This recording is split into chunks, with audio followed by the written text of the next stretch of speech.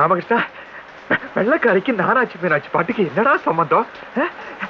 You drink, I drink, அப்புறம் music, வேட்டி மடிச்சு கட்டிட்டு டான்ஸ் வேற. என்னது பேசுற சத்தம் கேக்குது? யார் கூட பேசிட்டு இருக்கீங்க? ஐயோ, ஒண்ணு இல்லம்மா, பாட்டு பாடிட்டு இருக்கிறேன்.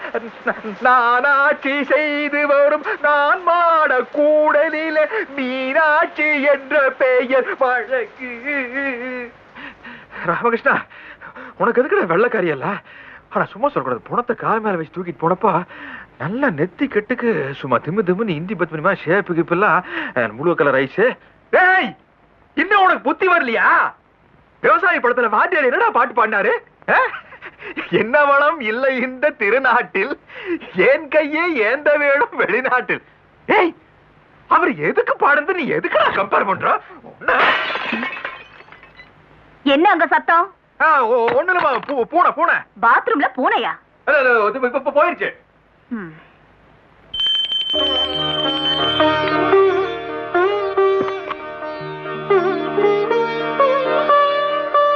என்னங்க, இந்தாங்க சாமியை கும்பிட்டு விபூதி பூசிக்கிங்க. பூசுதாயி, உன் கையால் எடுத்து பூசு.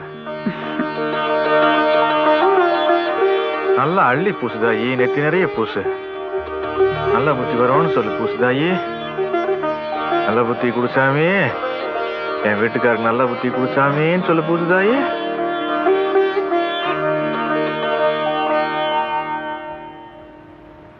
ஏங்க, தூங்கிட்டீங்களா? என்ன இப்ப எல்லாம் ஆள் ரொம்ப ஒழுக்கமா இருக்கிற மாதிரி தெரியுதே. கம்ப்ளைண்ட்ஸ் ஒன்னும் வரது இல்லையே. இப்ப தப்பு எதுவும் செய்யறது இல்லையா?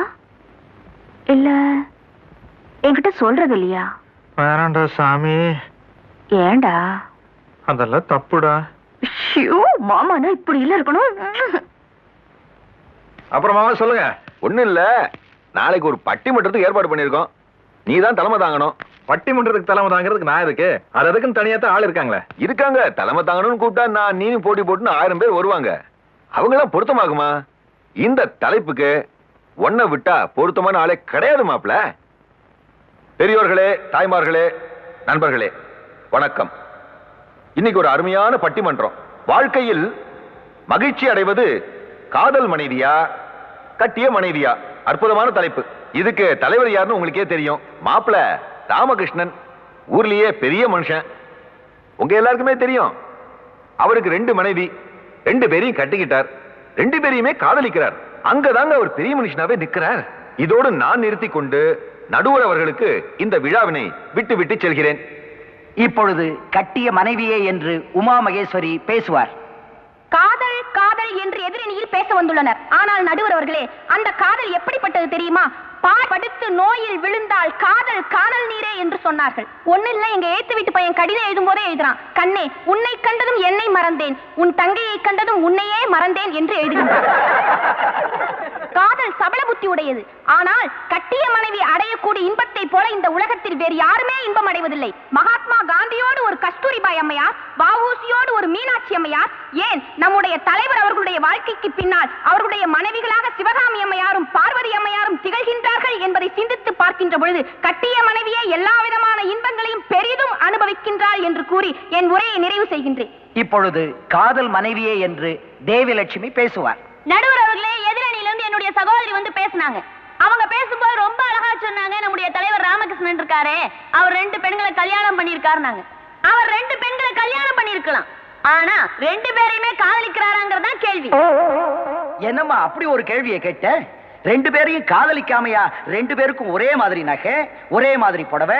அது மாத்திரம் இல்ல, சிவகாமின்னு அந்தம்மா பேர்ல தனியாவோ இல்ல பார்வதின்னு இந்தம்மா பேர்ல தனியாவோ மில்ல ஓபன் பண்ணல. சிவபார்வதின்னு 2 பேர் பேரையும் சேர்த்து வச்சுதான் காட்டன் மில்லையே ஓபன் பண்ணிருக்கார். அப்ப 2 பேரையுமே காதலிக்கிறார்னு தானே அர்த்தம். நடுவர் அவர்களே, ஒரே மாதிரி நகை, ஒரே மாதிரி புடவை, ஒரே மாதிரி சொத்துக்கள் கொடுத்திருந்தா மட்டும் ஒரு பொண்ணுக்கு மகிழ்ச்சி கிடைச்சிருமா? அந்த குழந்தை செல்வத்தை யாருக்கு கொடுத்திருக்காருங்கிறது தான் கேள்வி. இவரை ஒண்ணு நான் அரச மரத்தை சுத்தியோ இல்ல ஆலமரத்தை சுத்தியோ பிள்ளை வரம் வேணும்னு கேட்க சொல்லல. நடுவர் அவர்களே, அவர் நினைச்சிருந்தா அறிவியலையோ மருத்துவத்தையோ நாடி போயிருக்கலாம். அதன் மூலமா இன்னொரு மனைவிக்கும் குழந்தை பாக்கியத்தை கொடுத்திருக்கலாம். ஆனா அவர் செய்யல. அதுல இருந்தே என்ன தெரியுதுன்னா, அவர் 2 மனைவியை கல்யாணம் பண்ணியிருந்தாலும் ஒரே ஒரு பொண்ணை தான் காதலிச்சிருக்காருன்றது நல்லா தெரியுது. எனவே நடுவர் அவர்களே, காதல் மனைவிதான் மிகுந்த மகிழ்ச்சி அடைகிறாள் என்று கூறி எனது உரையை முடிக்கிறேன். நன்றி, வணக்கம். ஐயோ அட என்னப்பா, ஐயோ என்னங்க அது பட்டிமன்றங்கிற பேர்ல நம்ம முதல்ல டின்ன கட்டிட்டீங்க பாருங்க. அரச மரத்தை ஆலமரத்தை சுத்தினா குழந்தை பிறக்கும்னா அங்க எல்லாரும் போய் கியூ கட்டி நின்றுவாங்க. அப்புறம் ஏதோ அறிவியல் மருத்துவம் சொன்னாங்க. அதையெல்லாம் தேடி போற அளவுக்கு எனக்கும் வயசாயிருல, என் பொண்டாட்டிக்கு அளவு குறைஞ்சல. அங்க வேற எப்படி குறைஞ்ச சும்மா கோவம்பன ஹிந்தி பத் பண்ணி ரேஞ்சில.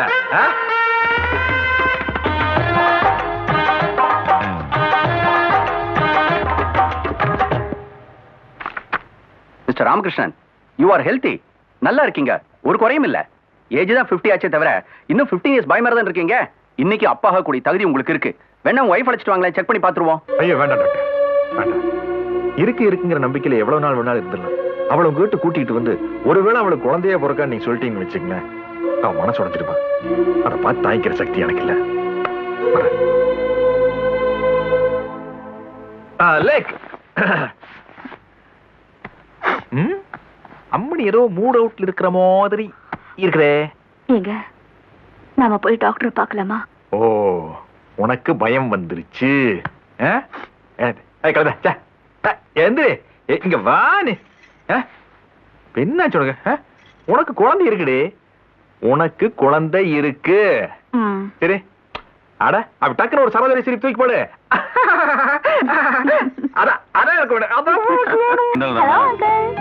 ஏன் வெளியில நின்னு பேசுறீங்க? உள்ள வாங்க. இல்லமா, அப்பா கிட்ட ஒரு ஃபாரின் கான்ட்ராக்ட் விஷயமா பேச வந்தோம், முடிச்சிட்டோம், வெளியில போயிட்டோம். ஃபாரின் கான்ட்ராக்டா? ஆமா, அதுல உங்க அப்பா எங்களுக்கு லிங்க். அதே அந்த பாடி வந்து வெளியில வந்து லேக்ல போங்க. தப்பா வளரிட்டேன். ரொம்ப வளரீங்க. அது மாதிரி நம்மளுக்கு இங்கிலீஷ் கொஞ்சம் வீக்கு. சார் வந்து ஜெனரல் பாடல் மெம்பரு, அவர் டேட் கேட்டுக்க. போங்க, நான் பிரெக்னன்ட். போங்க சாமி. ஆமா, அது என்ன கான்ட்ராக்ட்? ஃபாரின்ல ஒரு எஸ்டேட் வாங்கி அங்கிருந்து டீயை அங்க எக்ஸ்போர்ட் பண்றது. போய் இங்க ஒரு எஸ்டேட் வாங்கி ஃபாரினுக்கு டீ எக்ஸ்போர்ட் பண்றது. இதுவும் போய். நீங்க இங்க எதுக்கு வந்திருக்கீங்கன்னு எனக்கு நல்லா தெரியும். நான் சொல்லட்டுமா? என்னடா டாடா காட்டிட்டு ஃப்ளைங் கிஸ் கொடுத்துட்டு போனாலே அவளை பார்க்கணும்னு தோணிருக்கோம், அதனால வந்திருக்கீங்க. am I right? எப்படி கரெக்ட்டா கண்டுபிடிச்சே? குடாக்கு குடாக்கு. வாங்க. வணக்கம். வணக்கம். வணக்கங்க. வணக்கம். ஐயா வரலீங்களா? ஐயா மெட்ராஸ்க்கு பிசினஸ் விஷயமா போயிருக்காங்க, அதான் நான் அப்படி வந்தங்க. வணக்கங்க. வணக்கம். என்ன?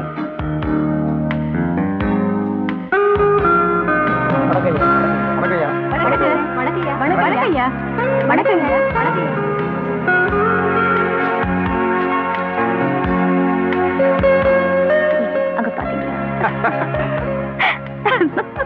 அப்படி எல்லாம் கிடையாது.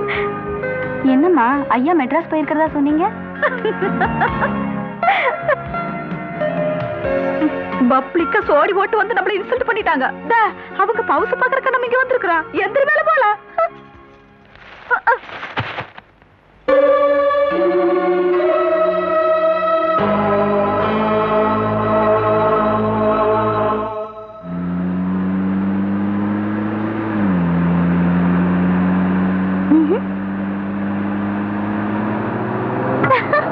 You naughty. Driver, வண்டியை நிறுத்து. இந்து, வாங்க. என்னவா? உன்ன மாதிரி வயசு பொண்ணுங்க இப்படி பப்ளிக் பிளேஸ்ல யாரோ ஒருத்தர் கூட பேசிக்கிட்டு இருக்கிறத பார்த்தா பாக்குறவங்க என்ன நினைப்பாங்க? வா வா வா வா வா, ரொம்ப நல்லா இருக்கு. பப்ளிக் பிளேஸ பத்தி நீங்க பேசுறீங்களா? நேத்து ஃபங்க்ஷன்ல நான் என் அம்மாவோட இருக்கும்போது நீங்க உங்க புருஷன் கூட வந்தீங்களே, அது என்ன சீக்ரெட் பிளேஸா? அந்த அளவுக்கு இங்க ஜனங்க யாரும் இல்ல. அப்படியே 1-2 பேர் பார்த்தாலும் என்ன சொல்லுவாங்க தெரியுமா? சிவபார்வதி காட்டன் மில் ஓனர் பொண்டாட்டிகளை விட இந்த பொண்ணு, இந்து பொண்ணு பெட்டர்னு சொல்லுவாங்க. பெரிய பேச்செல்லாம் பேசாத. நான் அம்மாடி. நீங்க எங்க அப்பாவுக்கு வேணா பொண்டாட்டியா இருக்கலாம், ஆனா எனக்கு நீங்க அம்மா கிடையாது. அந்த உரிமை என்ன பெத்தவங்களுக்கு மட்டும்தான் இருக்கு.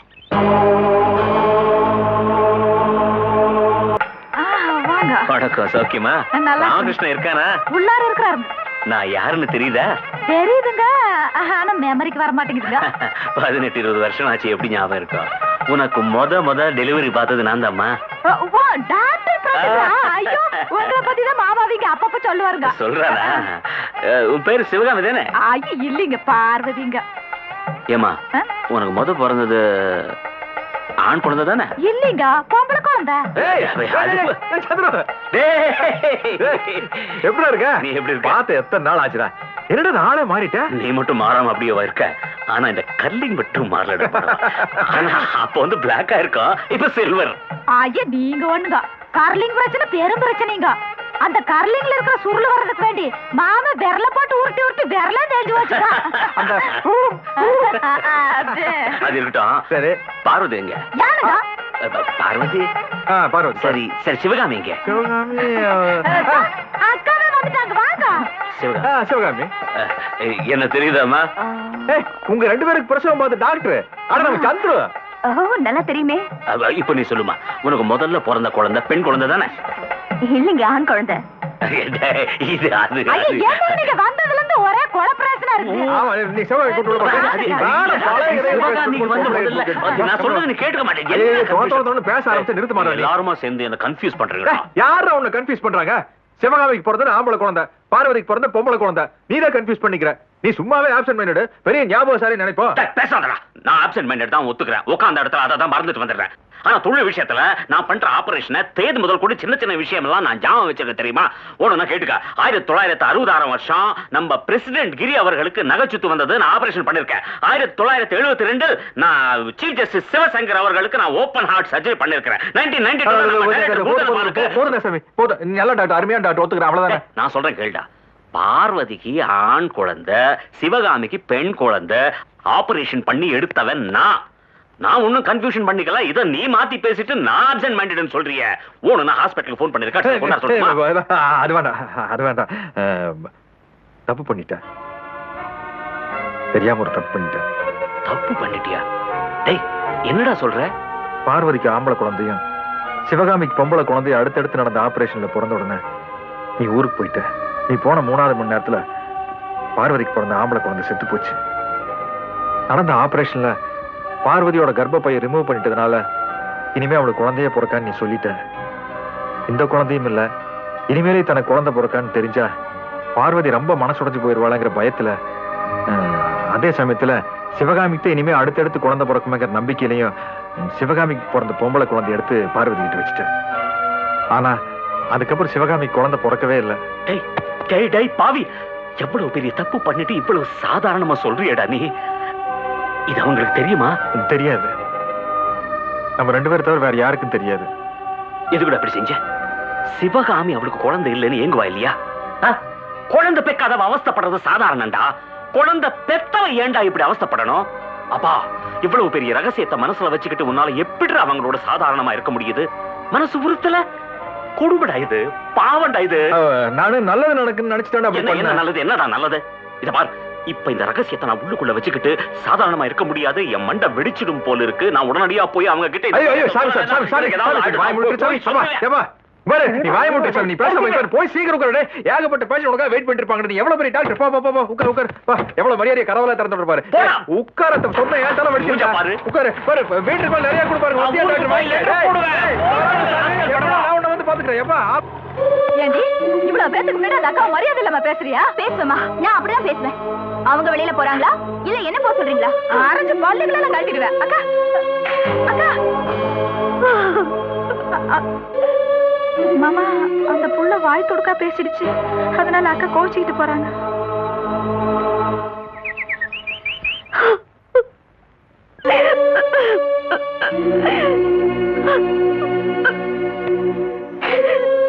சிவகாமி, சிவகாமி எழுந்திரு. எழுந்திரு, நான் சொல்றதுக்கு எழுந்திரு.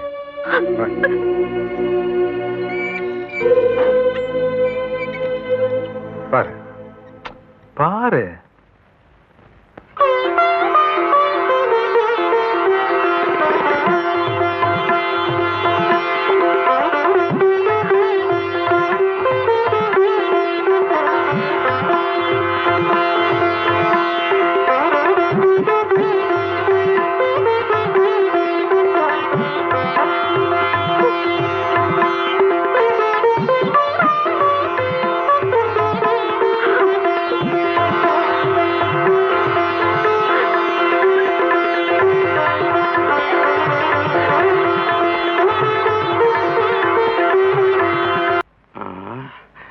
மகனே, அப்பா சொன்னதெல்லாம் கரெக்டா செஞ்சிருவேன்லடா. செஞ்சிடறேன்ப்பா. கோட்டை விட்டுறாதடா. சரிப்பா. எடுத்துட்டு வந்த டப்பெல்லாம் காலி ஆயிடுச்சுடா. கரெக்டா செஞ்சிரு. Hello uncle. வா. இந்த உன்னை பார்த்தா மகாலட்சுமியோட மறுபிறவி மாதிரி இருக்குமா? அது எப்படிமா 360 கோடி முகத்துல தேக்கி வச்சிருக்கிற? நீ போமா, மாப்பிள வருவான். அப்பா எனக்கு பயமா இருக்குப்பா. வர்ற ஆத்திரத்துக்கு நானே அடிச்சு கொன்னுடுவேன். சும்மா தைரியமா போடா. நம்ம குலதெய்வத்தை மனசுல நினைச்சு போ. போடா. போயிட்டுமா? ஓ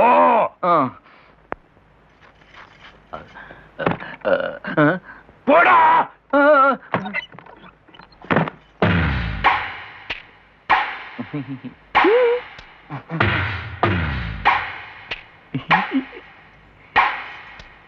என்ன வந்து எங்க அப்பா ஒரு மக்கு. அதுக்கு என்ன இப்போ? எங்க அப்பா சொன்னாரு. என்னன்னு கேள. என்ன? எங்க அப்பா சொன்னாரு.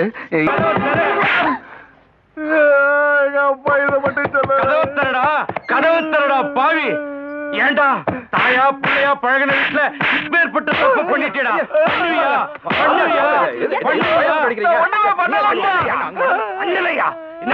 பண்ணலையா சொல்றா. மரியாதையா சாமி. நான் தான் கெடுத்தேன். கெடுத்தது இல்லாம மரியாதை இல்லாம பேசுறேன். மாப்பிள வயசு கோளாறுல ஒரு வாலிப விபத்து நடந்து போச்சு. மாப்பிள என்ன மன்னிச்சிருங்க. தங்கச்சிமா ஒரு தப்பு நடந்து போச்சுமா, என்ன மன்னிச்சுக்கமா. ஐயோ ஐயோ, கற்பூர சிலை மாதிரி இருக்கிறியே, உன்னை கற்பழிக்க அவனுக்கு எப்படிமா மனசு வந்துச்சு? Uncle, will you please stop it? அவர் என்ன கெடுக்கவும் இல்ல, நான் கெட்டு போகவும் இல்ல. போதுமா? அம்மாடி, கெட்டு போன எந்த பொண்ணுமே தான் கெட்டு போயிட்டேன்னு சொல்ல மாட்டாமா. அது குடும்ப கௌரவமா, பாரம்பரிய விஷயமா. அம்மாடி, தயவு செஞ்சு கெட்டு போயிட்டேன்னு சொல்லுமா. அவனையும் உனக்கு கட்டி வச்சிடுறேன். இல்ல இல்ல இல்ல, நீங்க வேணும்னா 2 பேரும் சேர்ந்து போய் சொல்றீங்க. ஐயோ, இதெல்லாம் பொய் இல்லம்மா. தயவு செய்து சொல்லுமா. ஆமான்னு ஒத்துக்கம்மா, கல்யாணத்தை முடிச்சிடலாம். நீலகோயில், ரோபர்ட் கம்மியா. அப்பா போடா, கூப்பிடுறல. வாடங்க. எப்படி இருந்தது? பெரிய நீ.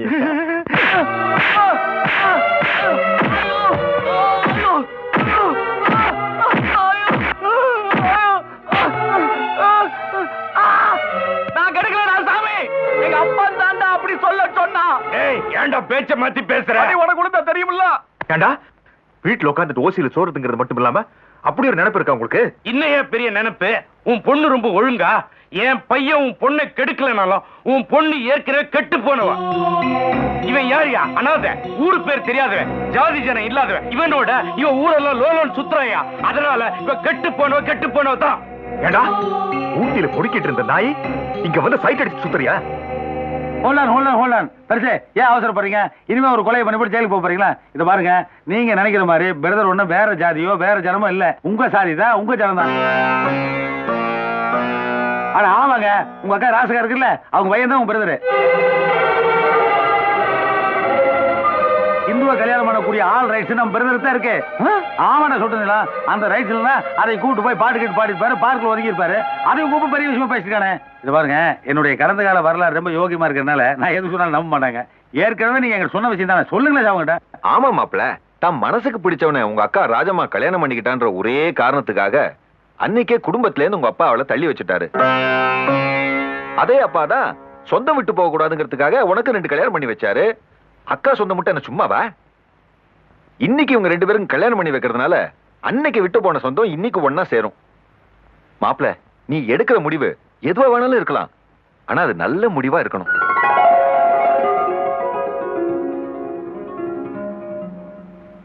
யோ குங்கும போட்டு குறுக்க பூந்து என் கோட்டையே உடைச்சியா. 360 கோடி க்ளோஸ். அப்பா என்ன நொப்பா? உனக்கு வாங்கி கொடுத்த கலர் சட்டையை நானே போட்டுட்டு கணக்கு பண்ணிருக்கலாம்டா. நீ கோச்சுக்காதம்மா. வர வாடா. நீலகோயில போடா. சொல்றேன்னா என்னடா லூக்கு போட்ட? அப்பா போட்ட பெருசு ரொம்ப ஃபீலிங்கோட போகுது. பெருசு நீங்க வேற கேட் பண்ணுங்க போங்க. இந்த மேட்ரு உங்க 2 பேருக்கு ஏற்கனவே தெரியும். இதை ஒரு பெரிய சஸ்பென்ஸ்னு மெயின்டைன் பண்ணிட்டு இருந்திருக்கீங்க. எப்படியோ 360க்கு நான் வேற ரூட்ல பிளான் பண்ணேன், நீ வேற ரூட்ல கேரக்ட் பண்ணிட்டேன். எனக்கோ நம்ம டீம் 6 எப்ப ஊட்டி கிளம்புறீங்க? எதுக்கு? நீ 360 க்ரோஸ்க்கு அதிபதி ஆயிட்ட. உனக்கு ஒன் டே மேட்ச்சுக்கு நான் ஆளே ரெடி பண்ணணும்ல. நான் ராமர் மாதிரி. நான் அனுமான் மாதிரி.